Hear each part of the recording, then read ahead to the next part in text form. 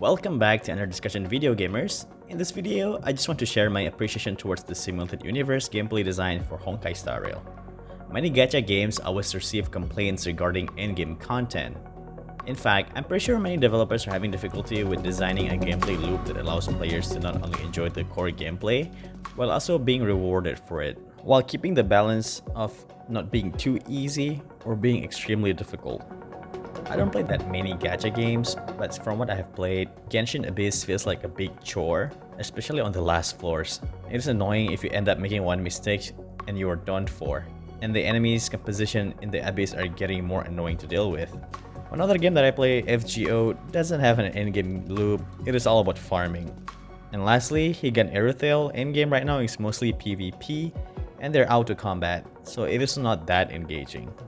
Now Honkai Star Rail finally able to come up with something more interesting by incorporating the roguelite element into the turn-based combat system. Why do many gacha games need to learn from the Honkai Star Rail simulated universe? Because many players are looking for something that is challenging but allow us to be able to tackle them in many different ways, at least for me personally as a gamer. Sure, you can have the argument that Genshin has many different ways to tackle the Abyss, and it really depends on your party composition in the end. That statement is true to a certain extent, but ultimately you are still building your characters to form a party that is able to dish out as much damage as possible in the shortest amount of time possible.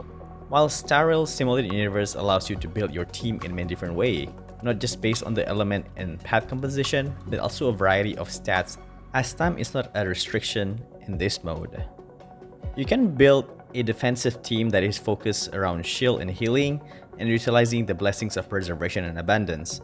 Or you can even go for break focus and dodge, and utilizing the path of nihility mixed with other paths. Or even going to good old crit build and utilize the path of the hunt.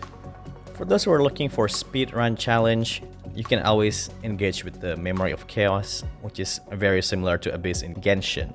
Another very good thing about the simulated universe is that even if you fail mid-battle, all the progress does matter as you are getting upgrade points that will be very beneficial for your future attempts. To add more incentive for you to tackle the simulated universe, allowing you to obtain relics is also a pretty good feature, but it will be best if these relics can also be obtained outside simulated universe to a certain extent in my opinion. I've heard some people saying that the simulated universe takes so much time to finish, since the elite enemies are very tough and tanky. In my mind, that's where the fun of turn-based game is at. If you want to kill enemies quickly, then go do autoplay on KKaceh.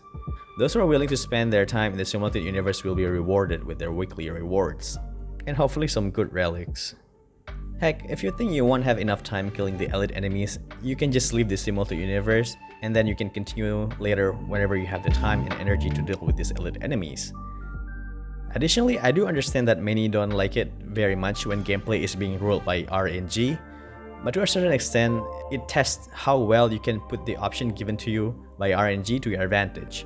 I know that the RNG can be a total jerks sometimes, that you're not getting any blessings of the path that you were looking for that can synergize with your current team, but it is what it is. However, when your build managed to show good results, the self-satisfaction is very high.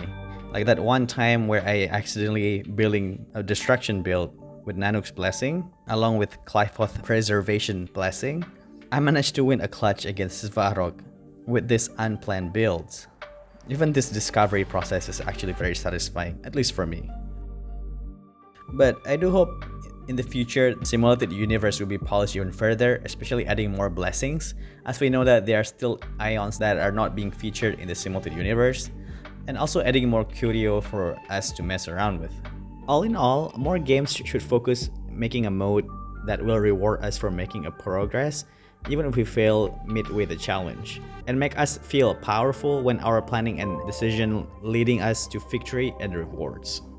Also a mode that encourages us to experiment with many different ways to play the game the way they love, as that discovery process is also what makes the game to be more enjoyable. And most of the time, giving the freedom to players on how they should play the game is a good thing.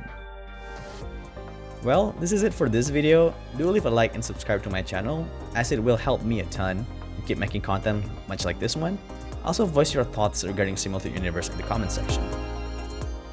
Also, I'm currently making a video on improvements that can be done on the simulated universe with respect to other roguelike games, like Hades for example. So, look forward to that. Until the next video, stay sharp gamers!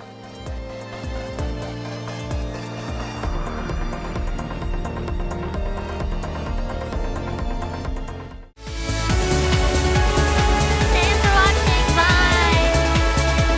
Please subscribe, guys. The legend will never die.